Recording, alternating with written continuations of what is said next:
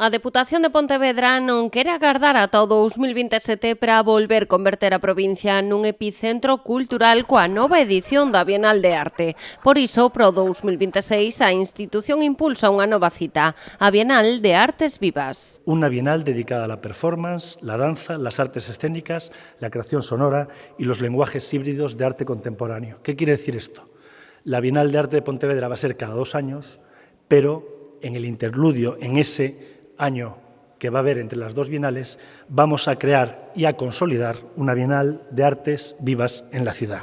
A cita desenvolverase en xullo do 2026 cunha programación ao longo de 2 semanas que será totalmente gratuita.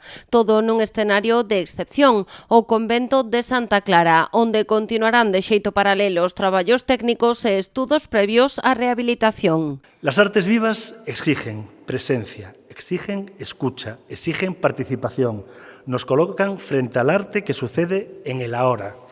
Y Santa Clara, con su historia, con su arquitectura y su memoria, se convierte en un escenario único para activar estas prácticas. Esta nova Bienal de Artes Vivas inspírase no programa de Artes Vivas que se desenvolveu en diferentes puntos da provincia durante a Bienal do 2025. Estará comisariada por Iñaki Martínez Antelo. Esto era, como decía Rafa, un convento de clausura onde pues, as artistas que estamos convidando están encantadísimos e alucinados de poder presentar os seus traballos nun espacio como este.